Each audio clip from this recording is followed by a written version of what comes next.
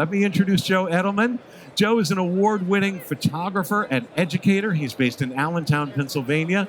Joe is well known for his very popular YouTube channel, many of you have seen, that teaches photographers the hows and whys behind making great photographs. Ladies and gentlemen, please welcome, where is he? There he is, Joe Edelman. Thank you. All right. Seriously, thank you all very much. But don't clap yet. This may really suck. I'll tell you straight up. If you follow me, how many of you follow me on YouTube? Lots. Good. So you know my phrase, don't be afraid to suck. And that's what I want to talk to you about today. Obviously, I'm going to show you some stuff that's really, really cool with Olympus cameras. But sincerely, I'm going to try some stuff up here. I've never done it in public before. You've never seen me show it on social media. It requires some really, really cool features that Olympus offers. It requires a little bit of luck. And if you hang in with me to the end, I'm going to need your help to do the last picture. Really. So what I wanted to do is, first of all, take a second, get some business stuff out of the way. I want to thank the folks from Olympus, number one, for sponsoring me.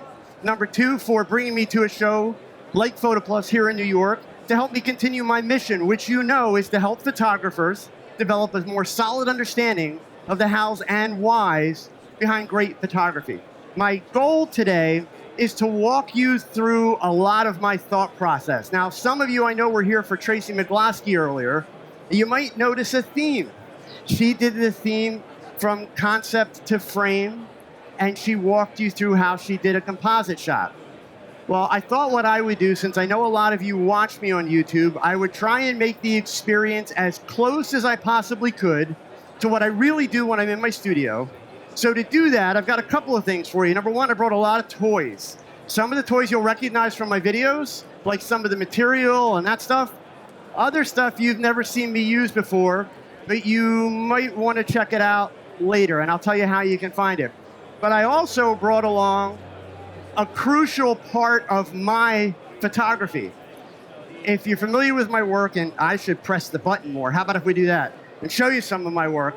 These images that you're seeing on the screen, I'm the lucky guy that gets the credit for them. And as photographers, I don't care what you shoot.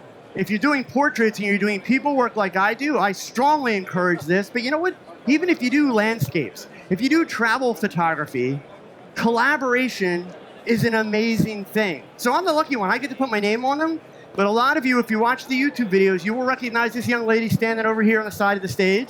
I brought the lovely Monet with me this week.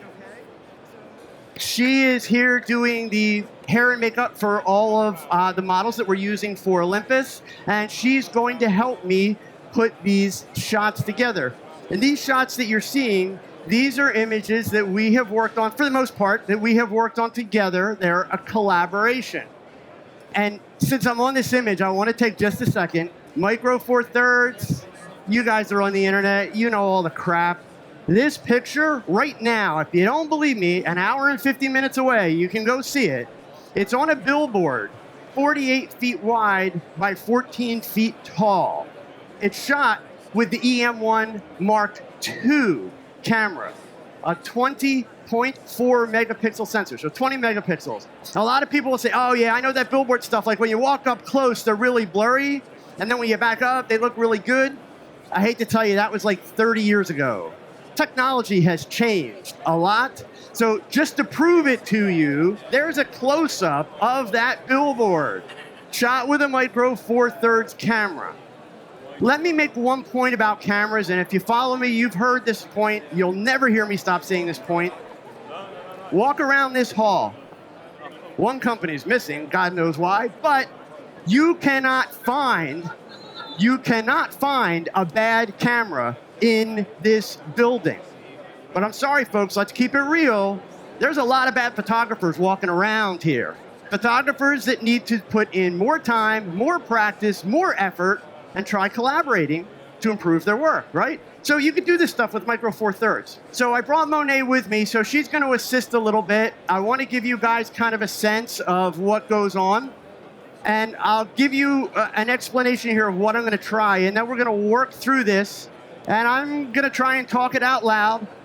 Obviously, it's really noisy in here. I'm hoping you folks in the back can hear me, but what I do want you to do when we get going with these shots, if you're not understanding something, if you have a question about what I'm doing, be brave. Don't stand there and be quiet and walk away wandering. Yell it out.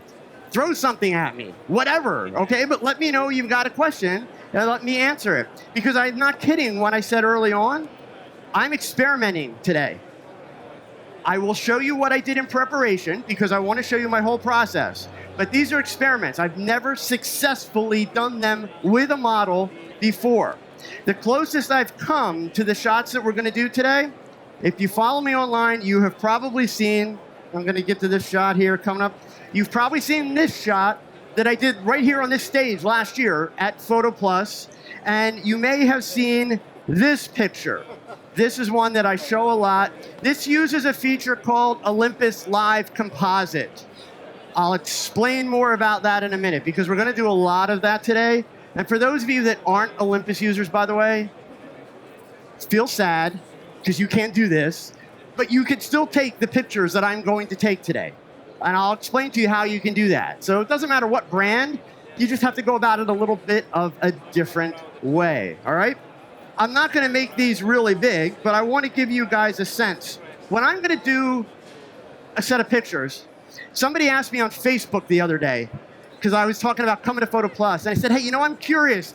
How do you come up with your ideas? You do all this crazy stuff. Where do you get the ideas? I really wanted to just type back the word drugs, but I thought that probably wouldn't go over well, and I've never done drugs.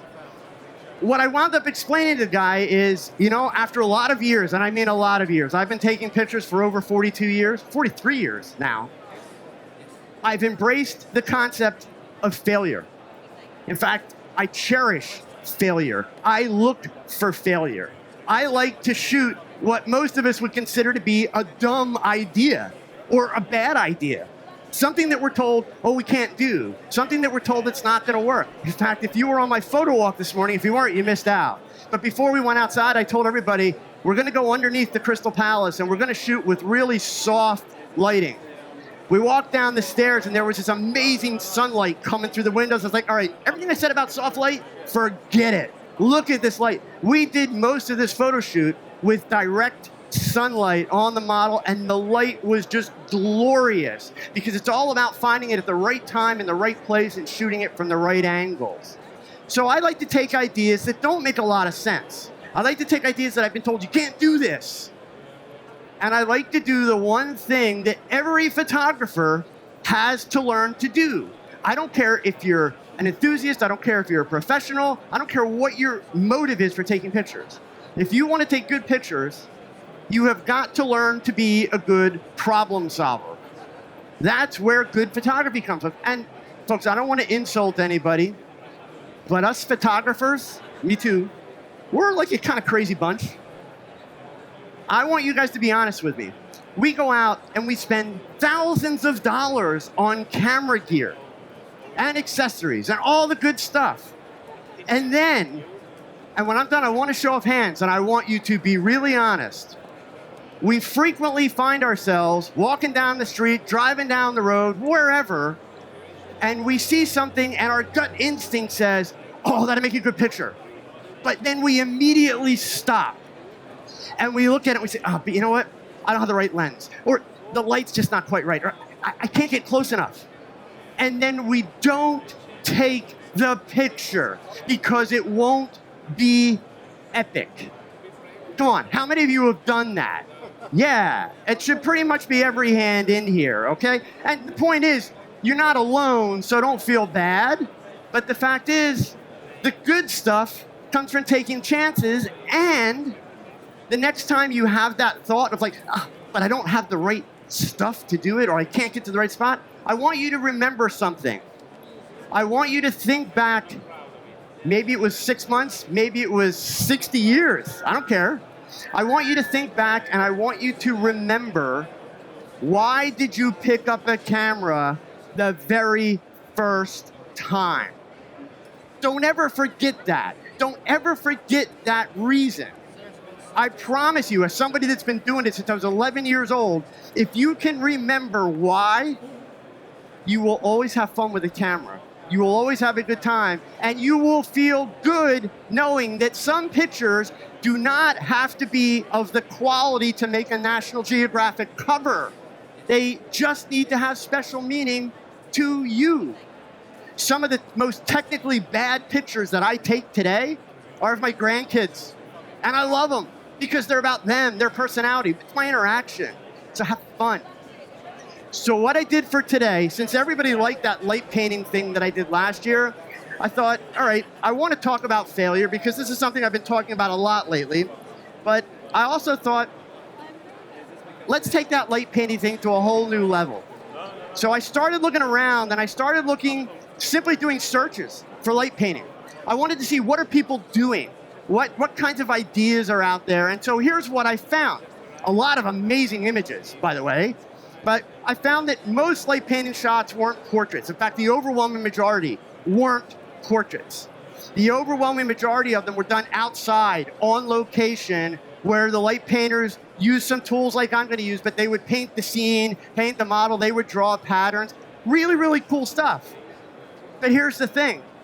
I've never been a big follow the crowd kind of guy. I had a mentor when I was very young, and I will share this lesson with you. It's kind of a common sense lesson, but I encourage you, think about it.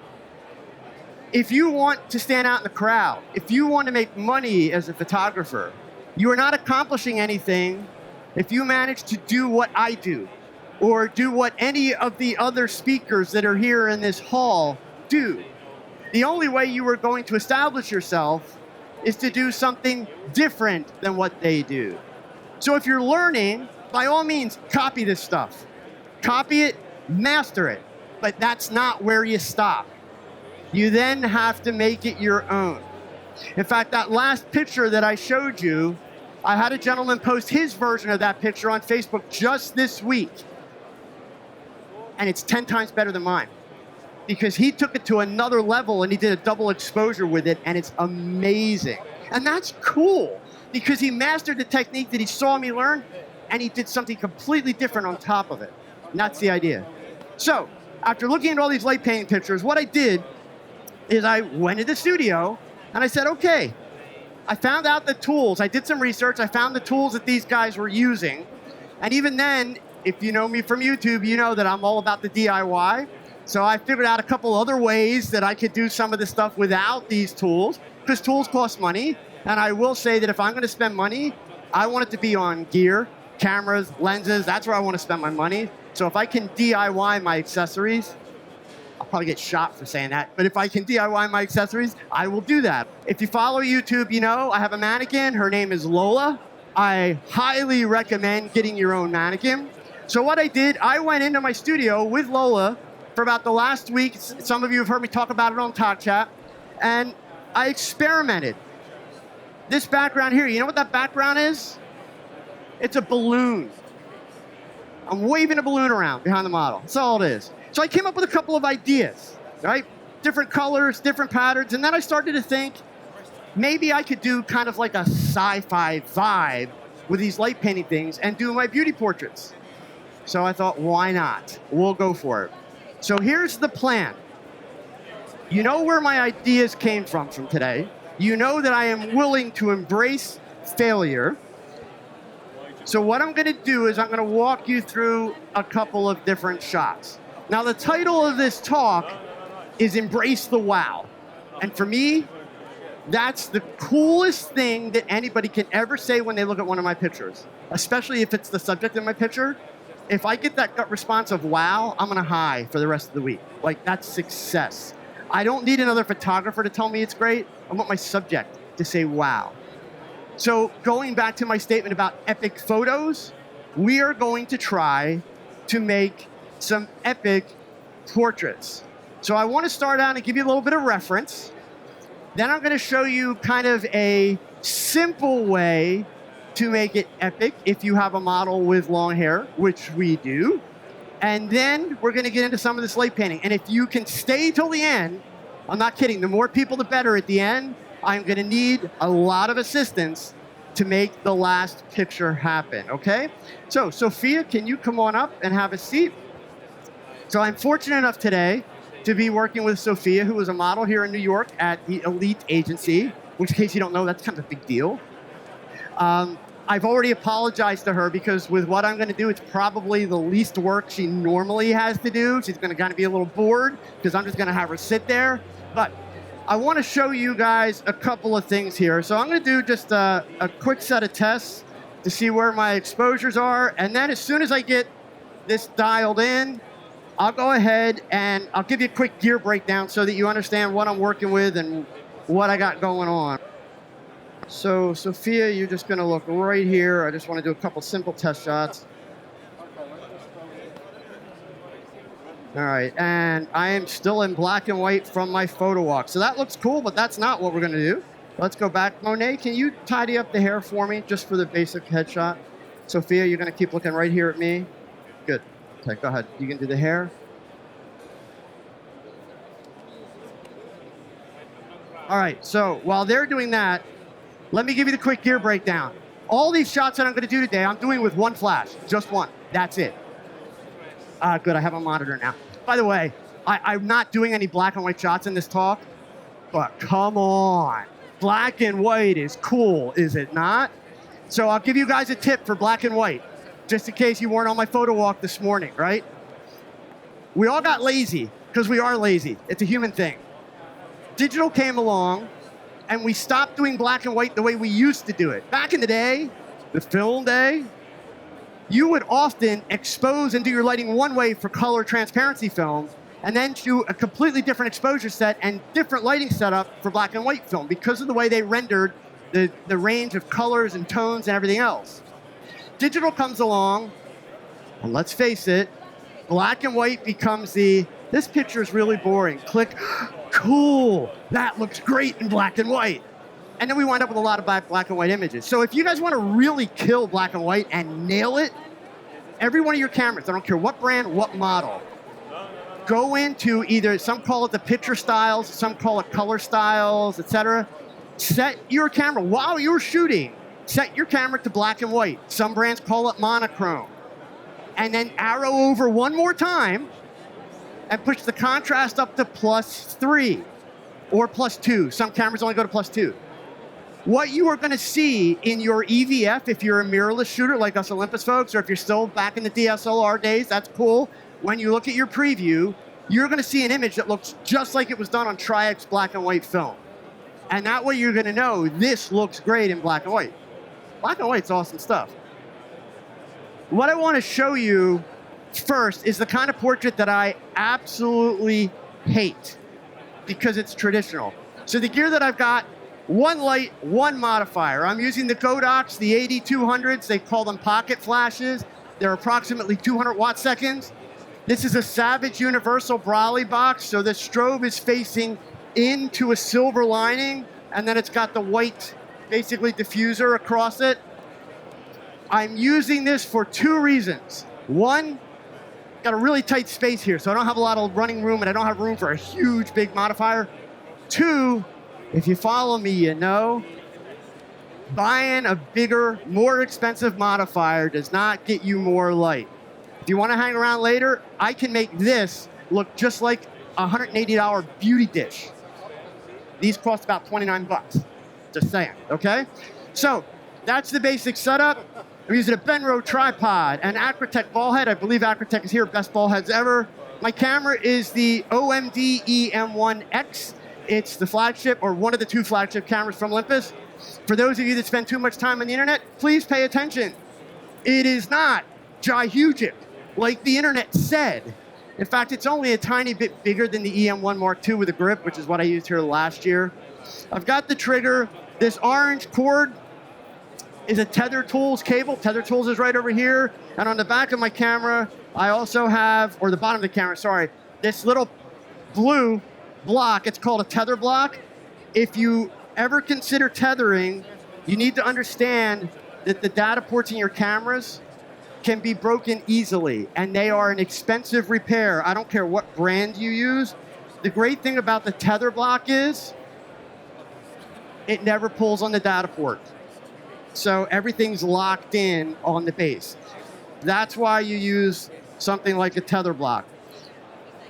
I got a gray background. Gray is my favorite color because with gels, I can make that background any color I want. So if you're on a budget and you don't know which background to buy for your first background, spend wisely, buy gray. Because the challenge with backgrounds is, like once you shot a bunch of pictures on that background, well, it's like, okay, been there, done that. Now what do I do, right? So if you get a color, sure, you can throw color gels at it and tweak the color, but you're limited by that color. We can turn this into any color at all, just by adding another flash and a gel. When I was taught as a kid to do portraits, I was taught a couple of things that were hard, fast rules. And those rules, I'm gonna tweak one more little setting here just to make my job a little bit easier and so that you can see a little bit more as we're doing this. I wanna turn the live boost on. Guys, do you have my camera up? Can I get it on the screen? There she is, okay. One last thing I should point out to you, this software that you're looking at, this is called Olympus Capture software. It's free software, so if you're an Olympus user or you're thinking about becoming an Olympus user, it is the software that allows you to tether directly to the camera. You can do it via the cable like you see here, or if you're working with an EM1X like I am, you can also do it via Wi-Fi, which is really cool. So on the far right of the screen, you're seeing the control panel. So if any of you have questions about what settings am I using, you can see them all there. ISO, shutter speed, aperture, it's all there. On the left side, you're seeing record view. So as soon as I take a picture, it will show up there. For these first couple shots, you're gonna want to watch the record view. Once I start the light painting, you're gonna want to watch the live view. When I was taught to do portraiture, Sophia, keep your shoulders right there, but just turn your face to me here a little bit, super small, good. Now, don't move. Now, I want you guys to notice something. Look at her posture. It's really good. But if you notice, she's being very deliberate, very stiff, right? What do people do when you pick up a camera to take a portrait of them? That's not very flattering. It's not relaxed. Where did we learn that? We learned that in grade school, right? So, a couple of things. Number one, what I tell my subjects is, just go ahead and relax a little bit. Don't get too relaxed, okay? But yep, definitely stay relaxed, good. So now, the point behind telling them to relax is by adding the second piece. The second piece is letting your subject know, I'm only gonna photograph you from the shoulders or the bust up. So if you're relaxed, I'm not going to see that relaxed posture. And then I will re-tell them, just don't get too relaxed, okay? If you're gonna tell your subject to do something that's counterintuitive, tell them why. Otherwise, they're gonna think, okay, this picture's gonna look really weird, right? I was also taught, bring your face around a little bit more, right about there, good. And right into the camera lens, good.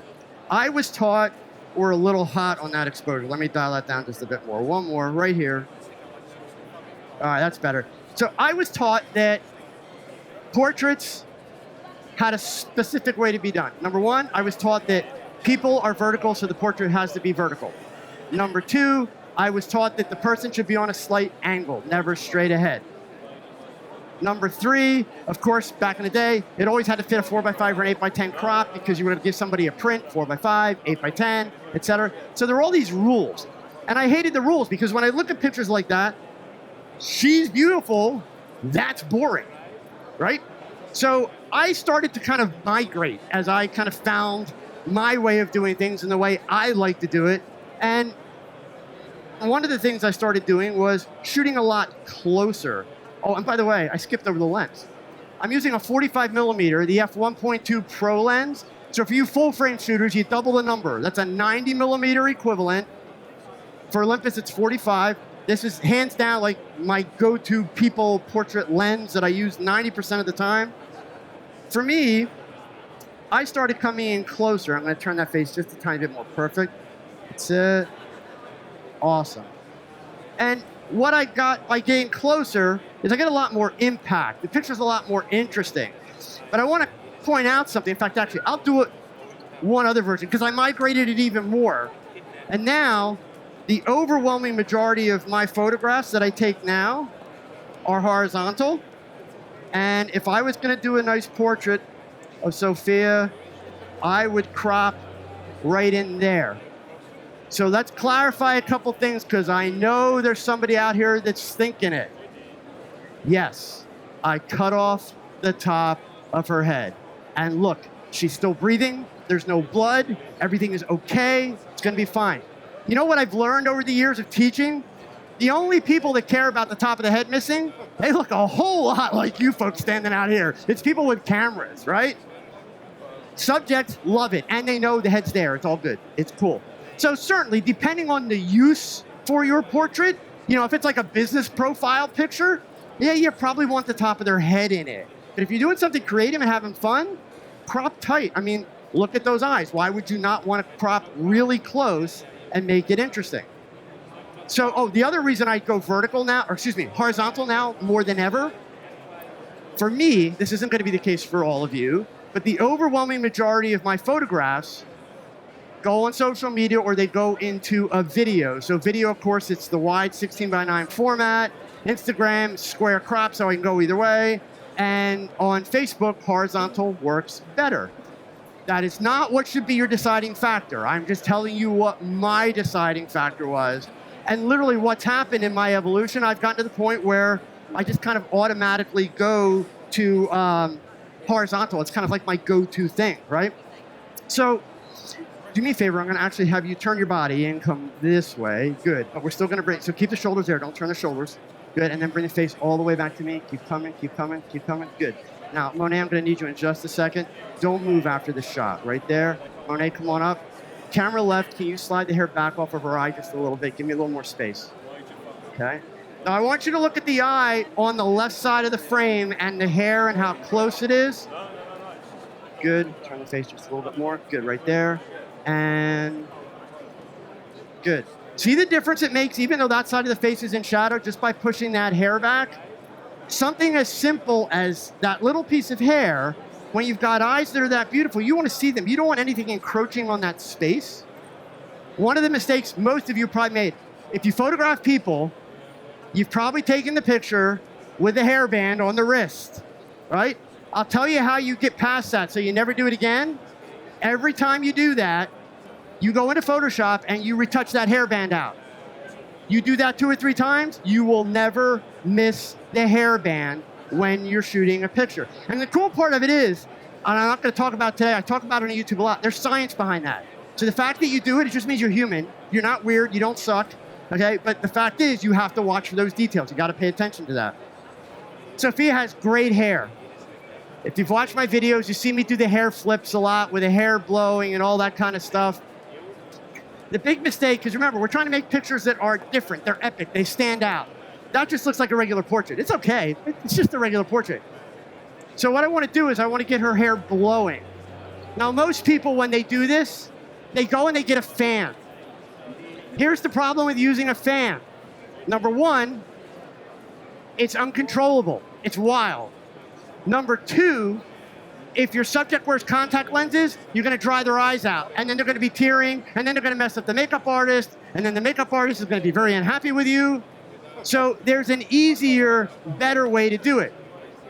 And it requires one shot, no spray and pray. So there's no high-speed shutter sequencing stuff going on here, okay? So you do need an assistant to make it work. Eyes are going to be here. Monet, you're going right in here, okay? Now, it may take me 2 or 3 shots to get it, but we'll get it. So, and it's literally going to be a 1, 2, 3, okay? Do you need to be closer or are you good? You good? All right. Sophia, looking right here, just a tiny little bit. Push that chin forward. Good. 1, 2, 3. Let's go again. 1, 2, 3. You need more. Okay, that's it, good. Go more. Hold on, we're gonna get more. It's not epic enough yet.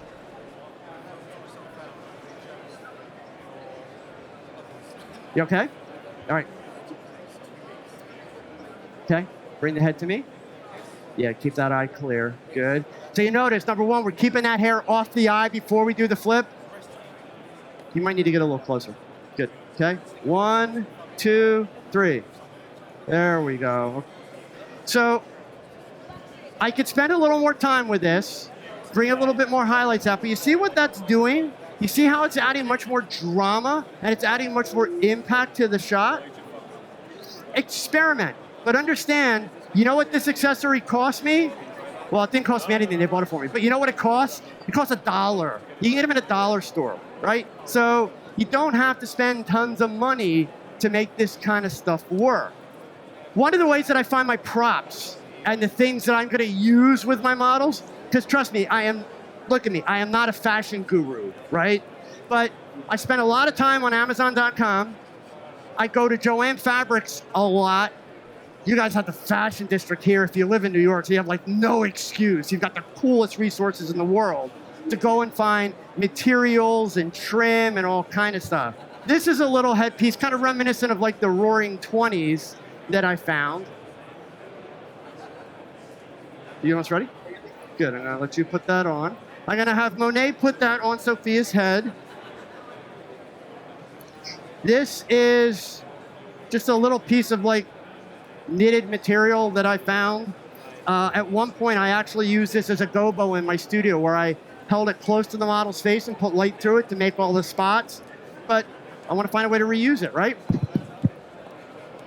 Since I am now going to work with the bare shoulders, and I'm going to back up a little bit and I'm going to show her shoulder, I have a little problem with my lighting arrangement. I've got the light so close and it's at full power so that I can overpower all the ambient light in the room. For those of you that are Canon, Nikon, Sony shooters, wow, funny how I got feedback when I said Canon, just saying. So, anyway, if you're using one of those brands, the way you do these pictures, bulb, but you have to do it in the dark. But I have a solution. So just like you saw that I practiced the pictures on my iPad, what you do is you go to like a party store, a Halloween store, or even a dollar store where you can buy them for $1.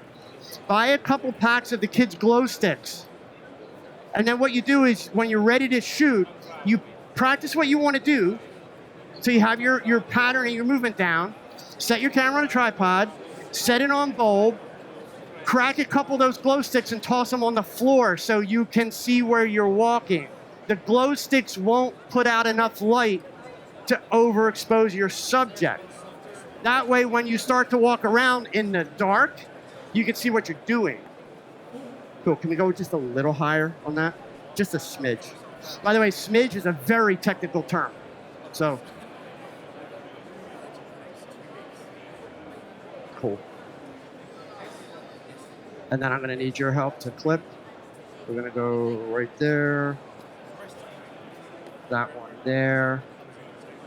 And you may need to come up a little higher, yeah. So the reason I'm using this more than anything, well, it's two things. One, it's gonna add a little texture into the bottom of my shot. That's nice to have. Two, since this light is so close, I have a problem where her shoulder is closer to the camera than her face. Now, if the light was like 5 feet away, no big deal. But with it this close, I don't want to overexpose the shoulder, so I'm purposely hiding it. For those of you, please don't run away when I say these 3 words. For those of you that don't know what that's all about, go home and Google the inverse square law, or better yet, don't Google it because it might give you like heartburn. Go to YouTube and watch my video on it. I think you'll find it a little easy to understand. Let me get a quick test shot in here just to see where we're at. Awesome. Love that expression. I'm going to have you look all the way here to me. I've got my exposure set up. Now, I want to add some color to this because you know my photography, it's all about color. So I think what I'm going to do here is I'm going to grab one of these cones. It's got like an orange filter in it. And I'm going to set that one up kind of at that brightness. And then I'm going to add another flashlight here with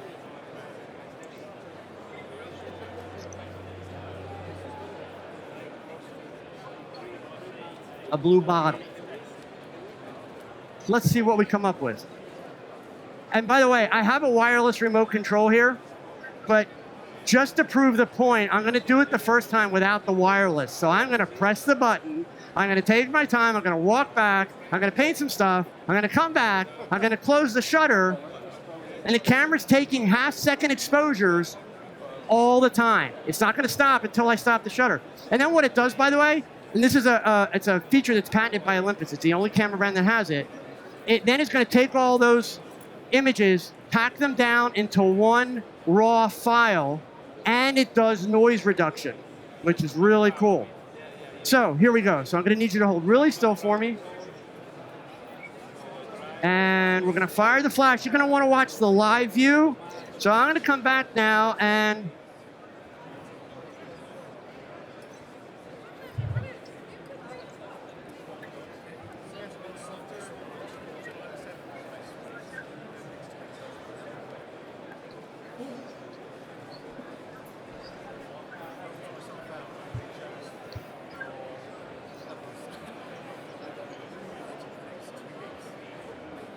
we'll get it. There it comes. A little bit lower now. All right, it's not going to give me that bottom. Come on, I want that bottom. You notice she's not overexposing at all. I'm going to make that brighter. Now we'll see if we can get the bottom. It is just not going to give me the bottom. I'm on the other side. There we go. Cool. Okay. And if we want, how about a little crazy yellow here? And you notice the camera's still taking the picture. I'm still saying, what do I like? What don't I like? What do I want to add? So over on this side, we'll turn this down. I want to see if I can get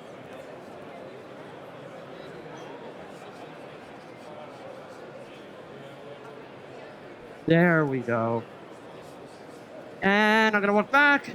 I'm gonna stop it. The camera's gonna process the image and it'll pop up on the other side.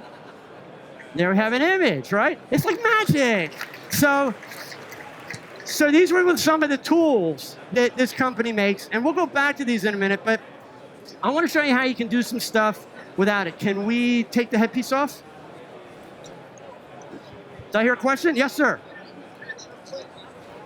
It doesn't catch her blinking because when I first opened the shutter, the very first half-second frame was lit by the strobe, which is only about 1/10,000th of a second. After that, the light here is not bright enough. So here, if I turn, let me go back a second. I'm gonna turn the flash off, right? It's a great question. If I turn the flash off and just take a picture at f16 where I'm at, in fact, ooh, that's the wrong shutter speed. There we go. Sorry, let me go back and get to the appropriate shutter speed. There we go. So if I do a shot now, you'll notice nothing there. So even though we're sitting here with the lights on, I'm shooting at f16 so that I kill all the ambient light, right? So there's no ambient light recording her at all. If I did a traditional time exposure, it would keep accumulating the light that's there and it would eventually overexpose her. But the software that's working behind the scenes in the camera, it's only looking for new light that gets added to the scene. So that's why she can blink. Now, in fact, I'll tell you actually one of the things I learned. I told you, it's all about failure. The picture that I showed you with the orange streaks last year, that was done with a light like this, made by Savage. A lot of companies make these. I will tell you honestly, if you're gonna get one of these, they're cool to have because you can use them even as an auxiliary light source. Get the Savage one. It's got the best iPhone app to control it. It works on Bluetooth. Once you connected it the first time, anytime you turn this on and turn your phone on, you open the app and it's there. It's just super easy. So I was working with this, and in that picture, when I got to the end, I got greedy. The shot was coming together really well. I was on a stage. I was excited. I was like, you know what? I need a reflection in her glasses. So I came back around at the end of the shot, and I waved it in front of the glasses. And it looked cool until it popped up, and I realized she'd been sitting there for like a minute and a half. Nobody can hold still that long. And so the glasses were blurry. So what that taught me was, if I want to do any lighting on my subject, I need to do that first. I love stuff with sparkles. I have learned that for these live composite shots, I especially like the darker materials. That's just my personal preference. I've been able to do some kind of really fun stuff with the darker materials. You doing okay? Nice and high, good. Just in case you need them. All right.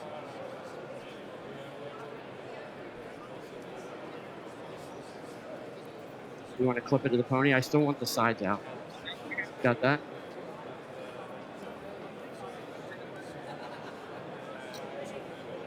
Yeah, cool. Leave it out. Yeah. Well, now we'll get it because they can be out. It's good. Yeah. Yeah, it just balanced when you moved it. All right, good. Turn towards the camera. One more thing. Come around. Notice how I'm closer here than I am there, so just bring that side down a little bit.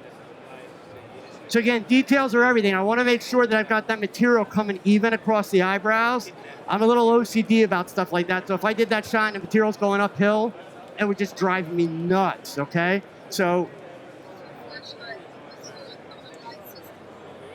the lights that I'm using, the accessories, they're called light painting brushes. When we're done, there's a bunch of postcards over there. It'll tell you all about them, so you can find them online. I want to add a couple different tools here. I'm going to back up a little bit more and see if we can find enough room on the stage here to make this work. So shoulders are good. Just turn the face a little bit more. You doing good? Awesome. Stay right there. So that's going to be my base, my foundation. Let me go ahead and plug this camera in. I'm going to work with a wireless for this one. Turn everything on. Okay, so we're ready to go. Let's get the reset. Good. And okay, you ready? Turn the face a little bit more. Hold tight.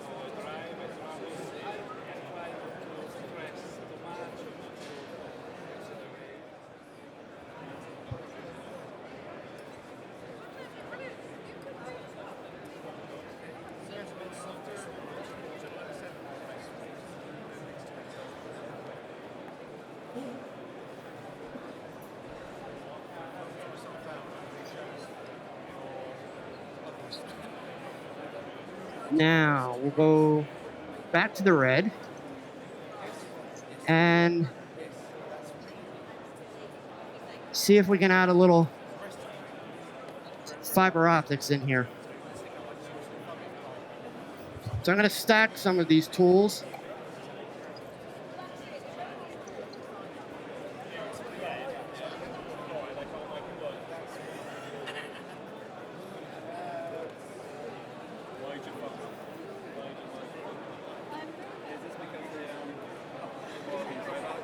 And because it's kind of starting to get a little bit of a sci-fi vibe,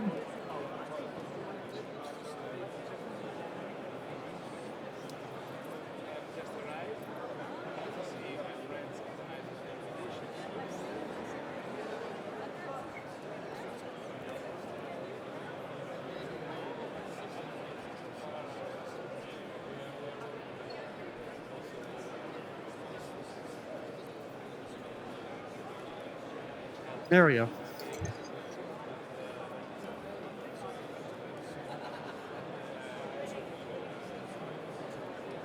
And it's processed, and there you go. So we have a little bit of rim, we have some stars, we have all different kind of lights. The strobe is taking the white light that we had here, and it's only recording it every few inches, so it gets the really kind of cool high-tech shape. The red fiber optics is creating kind of the swirl and the blend that's going in behind it. And then the direct light, since I'm shooting at f/16, you'll notice that it starts to get those little flares that are happening. If we do that with just the flashlight, we're gonna do one more. Come towards me, good. And we'll fire this. So we've got just the black.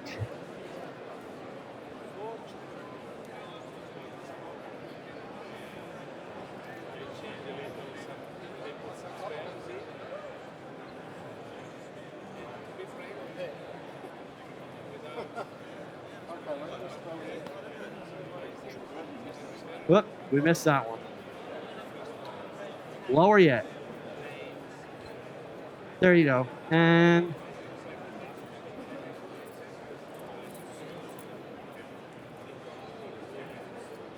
because we're at f16, that's what's giving me the starburst effect. No filters. So I just saved you a whole bunch of money. You don't have to go out and buy starburst filters. And if you haven't figured that trick out for you landscape and nature folks, if you go outside on a sunny day, set your lens at f16 and aim it up at a tree at the sun with the sun coming through the branches, you'll get that starburst effect that's from the diaphragm on your lens, right? So you don't have to go and spend a whole, boatload of money to make it work. Good. All right, so let me just get a quick test in here so that we have a reference. And I need that face straight at me. Good. Just gonna readjust just a little bit here. That's it. Ooh, that's perfect. If you keep your head right there. Good. So quick test.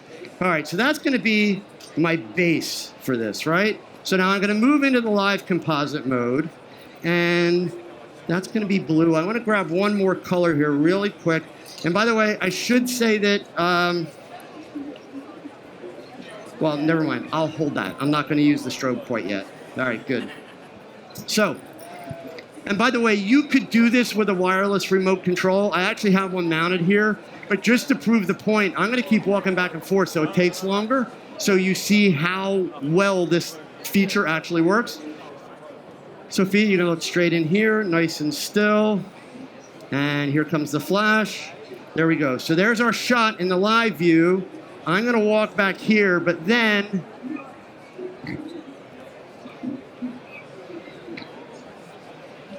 so I'm gonna put those two pieces in.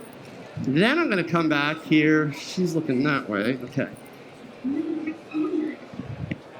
There you go. And then I'm gonna come back, I'm gonna close the shutter. So what's happening, the camera is doing noise reduction because of all those exposures, putting together in one raw file. That's not a JPEG, it's a raw file that we're getting out of it. So, oh, you don't clap yet, I'm not done. You can clap after the last picture if it works, okay? If it works, all right? So, in fact, yeah, I'm in good shape time-wise, so I wanna try a couple more. So, now you get the sense of what you can do, but you know me, if you follow me, how cheap can we do it? That's the key. These things cost money, right? So I'm gonna do something a little bit different with it. Let me just turn this down a tad this time. 1, 2, we'll do 3. We'll go ahead and we're gonna work with the same headpiece, but once I got the tools, of course my task was, how can I DIY this thing? So I went to a dollar store, and yes, I am available for birthday parties, okay? So I got myself a bag of balloons. Yeah, that'll work. And since they're big enough, and I also made the mistake of buying some long stringy ones that were too small, right? So it's part of the learning curve. I got these balloons, whoops, twist it. And I realized that I can stretch these over the top of the flashlight. And now, and there's like 24 balloons in the pack. So for $1, I've got 24 light modifiers, right? So we're gonna try another version of this. Sophia, nice and still. Good, here we go. And the camera's set, and here comes the flash. Good, so now I can go back, and there's a bunch of things I can try. If I go really fast, I get a streak. If I go really slow, I get more of a path. If I go really fast again up there, hopefully I'm, oh, there we go, we got a little piece.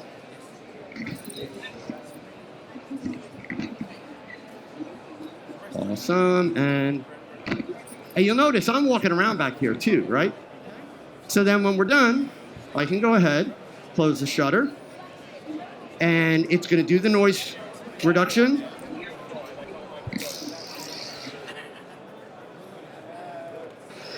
Set this up here. Let's do a clip. Do you have the clips? Great clip. There you go. Kind of clip her in there. I'm gonna puff it up. So give that as an anchor. Good. Okay. And the trick with this stuff, you can hold the left hand right there. Good, Sophia, thank you. The trick with this stuff is just to experiment, to Yeah, actually, that's really good for this stay. Yeah, seriously, really cool. Okay, so let me just see where I'm at here. I want to open this up to get a feel. All right, your head position's really good. So just a quick test shot. So there we have the shot minus everything else. Kind of boring, not that exciting. But what I'm going to do now is go to my live composite mode, and I'm going to set up a quick modify. And by the way, it's worth pointing out, I just got a hold of these at the show this week. And I don't know if you'd noticed, but I'm wearing them. These are these cool lights. They're called LUMEEs. They're over in that direction. They come from a company called Spiffy Gear. This one is like white and RGB. This one will do all the different colors. It's even got effects patterns. But you know, I could take something like this if I want, and I've literally never used this. They handed me this at the show. And by the way, if you want, hang tight, and if you do a really good job helping me with my shot, I may have one to give away at the end, okay? But let's go ahead. I honestly have no idea how this is gonna work, so we'll try it, okay? Sophia, you're gonna hold still. I wanna see if I can get some red color in here that's interesting.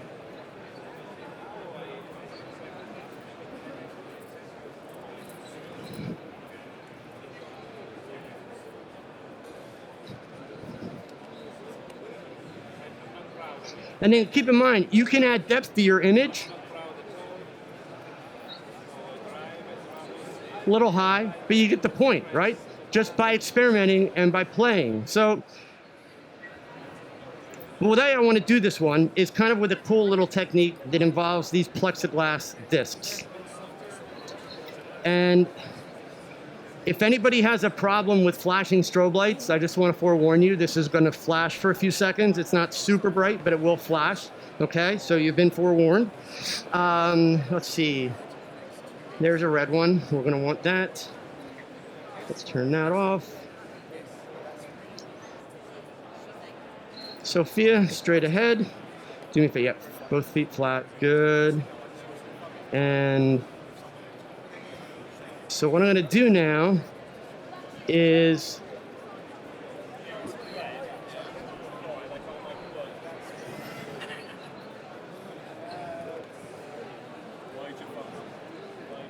but I want to add just a little more to this.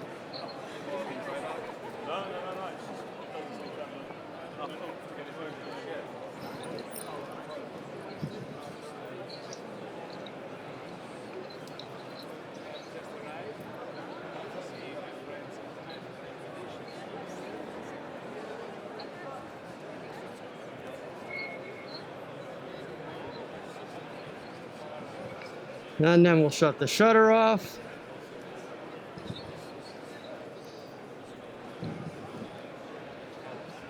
And we could do this all day, right? And play with these different ideas, different gadgets.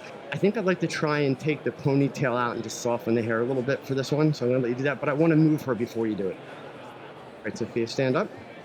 Good. So, have a seat, do not fall backwards. I'm gonna bring this here. Again, I tried this yesterday and it went okay. It wasn't bad, but I think I can do it better. And so I want to go ahead and revisit this idea and see if we can make it a little bit more interesting. And I'm gonna do something that I don't normally do for a portrait, and I'm gonna work with a wider lens. We're gonna go with a 7-14, which for you full frame people, that's a 14-28. We'll leave that there. Okay.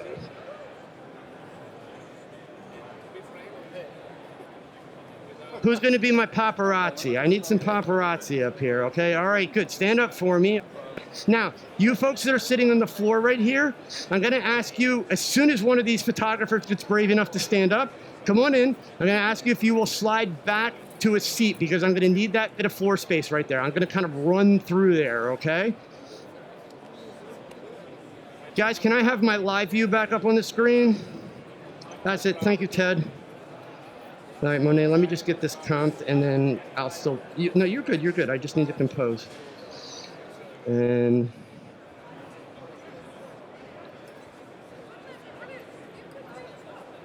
all right, go ahead, she's all yours. Careful, that's high, yep. All right, I'm gonna raise this tripod just a little bit more, gang. So the first rule of presenting, if any of you ever have thoughts that you want to like do this kind of stuff on a stage, let me just assure you, this is the dumbest thing you could possibly want to do live, ever. But we're gonna try it. Because the worst that's gonna happen, it's not gonna work, but hopefully, one of you will walk out of here saying, man, Edelman sucks and I can do that. And you'll go do it, and you'll do it better. And I would be thrilled. So now let's reframe this. And they're gonna shoot me in the back. I keep turning the camera off. There we go. Sorry, Ted. Okay. All right, now you guys with cameras, you're gonna need to crowd in a little bit here. And hopefully I'm gonna get, there's my image. All right, awesome, Sophia. Okay. All right. You guys all know that Olympus just came out with a brand new camera. It's the EM5 Mark III. And I will be completely honest with you, even though I am an Olympus ambassador, right? I had no interest in this camera when they told us about it. It's tiny. How could it be good? I got to use it last weekend for the first time. I chased my 2 grandsons around for like a full day. I did some macro shots. I did dog pictures. I did like anything and everything I could. I shot in low light. I shot outside in bright sunlight. I was shooting with flare, you name it. This thing is amazing, just gonna say. So at least for you Olympus users, if you're looking for a good backup camera, this is to die for. And especially for any of you that are like fed up with all your weight and your heaviness, if you want a great vacation camera, travel camera, these things are awesome. So just to go ahead and be the company man, I'm gonna feature this picture, or this camera in this picture. I'm gonna have Sophia hold that for me. You're gonna bring that up a little bit higher. See, look at this. These guys are clearly pros. Now, look at this. I hope you noticed that, man. All I did was go like this, and they're like, okay, we're ready. That was awesome, guys. Yesterday's crew, I had to explain it all. So that was great. All right, so hang on here. Yeah, actually, I'm gonna leave that on that side. I just need to do a quick test shot here. Sophia, looking up, good. Whoa, it would help if Joe set his aperture properly. Let's come back here. There we go. That's a whole lot better. Okay, and again, quick test. Nice. All right. Actually, Doug, that is perfect with the other. So you guys, you can relax for a second, though. It's going to take just a minute here. And I'll explain to you guys what I need to do and how you're going to do it. All right? Let's go fairly wide. One more test shot. Better. Even wider yet. Better. All right, so we're going to work in there. All right. So now, folks, here's what we need to have happen. Let's just actually try one more live composite test, and I'm gonna break this all down for you guys. Sweet. Photographers, assume your positions for just a second. Go ahead, pretend you're shooting here. Oh, don't worry, there's gonna be a better version. Go ahead, that's it, good. All right, so now, guys, sit tight for 1 second. So here's what's gonna happen. We're gonna do a live composite, and you see the picture that's up there? It's like, what the heck? Well, you saw how I made those stars before? So when I open the shutter, I am going to do a little runaround behind them, maybe, there it is, and I'm gonna create the paparazzi flashes. But I need a little bit more to happen. So here's what I'm gonna ask you to do. But I'm gonna ask you to please do it the way that I ask you to do it. Take your phone out, and after the flash, not before, after the flash, turn the flashlight on and aim it up here. But, it's a big but, this is not a rock concert. I need you to just hold it still and aim it there until I say, okay, flash is down, right? You guys up here, you guys just need to hold as still as you can. And what's gonna be happening is I'm gonna be coming around you, so you may like feel I'm close to your ear. I'm gonna create little flashes that are going to create all the paparazzi flashes. And then, okay, so can I get you guys to lean in one more time, really close, really big, that's it. All right, cool. So now, all right, I got one problem with this. Do you mind if I swap your camera out just as a prop? Can I give you an Olympus camera? I'm an Olympus guy. I just need, can I do that? All right, so here, I'm gonna give you, hey, look, this is an EM1X. You do not get to keep this, but if you could use this as a prop, this would be awesome. See, of course I picked the guy that's got the whole harness on. I'm sorry, that's on me. And I know you don't trust me with it, so you could set it down there. It's okay, I'm not gonna run off with it. Good, so I'm gonna have you hold that one. Oh, here, lens cap. We don't want to make him look like that photographer. All right, okay, now, one more quick test before we do this. Now I need you to really lean in there with that camera. Great, that's it. Quick test. All right, so, oh, look at that Olympus camera in his hands. Does anybody have the email address for Canon's marketing team right now? So, okay, all right, so here we go. All right, let's see if we can turn this into a picture. So now remember, when I say flash is up, flash is up. When I say down, flash is down. You guys hold still. Sophia's gonna hold still. And here we go. Here comes the flash. Awesome, flash is up. And you're gonna hold them, don't wave them. Please don't wave them, good. That's it. Awesome. I can't see a thing that's happening. Oh, we're doing okay. Good. That's it. Keep going. We're going to do a little more. Okay, flashlight's down in the back. Everybody hold still up here, though. Okay. Good. Awesome. And I'm going to come back up. Everybody can move. Let's see how we did. Thank you for your help. You all had a hand in creating this picture. That is my last message for you. So I talked to you about failure. Guys, thank you. You were all awesome. And here, because I picked on you, see me afterwards. I'll give you the box and the charger. That's yours, okay? All right. So guys, you can have a seat really quick. Sophia, thank you. You're all set. I'll take that. Seriously, my last message for you. Thank you, sir. Okay. Yes. Oh, the last message I have, I talked to you about failure. But I want to add one more piece in to kind of send you on your way so that hopefully you consider this. I mentioned early on in my talk the idea of collaboration. Now you just saw, a real brief idea with working with Monet and having somebody available. And by the way, if you want to shoot models and high-end portraits and you've never worked with a makeup artist, it's really not that hard. You just have to be willing to try. Go to my YouTube channel. There's a couple videos about working with a makeup artist. It'll tell you how to find one. It'll tell you all the things you kind of need to know to talk to them about. But please, I don't care if you're a portrait shooter, wedding shooter, if you want to shoot fashion. Heck, I don't care if you want to go out and shoot landscapes and animals. Collaboration is part of what makes photography fun, and it's part of what makes your photography better. There's no such thing as too much collaboration. You could be a wildlife photographer or a nature photographer. That collaboration might just be a matter of having a buddy to go out with a little friendly competition, right? That kind of drives you both. In the studio, it's a matter of having ideas. I spent way too much of my career thinking I knew it all. And I'm not proud of that. It was stupid. It was dumb. I believed only in my thoughts. And it took me a lot of years to wake up and realize I don't have all the answers, and other people have really, really great ideas. And the way you make that all work is to take those ideas and take your ideas, and as long as everybody's got a common goal of producing great images, you push those ideas together. So please, whatever you take away from the show, have fun. You don't have to follow, the only rules are physics, right? You don't have to follow all the other rules, but you do have to pick up the camera. You do have to shoot. Because your best shot, it's your next shot. Thank you so much for coming out. I appreciate it. And if you have questions, you can come on up. I'll do my best to answer them. Thank you.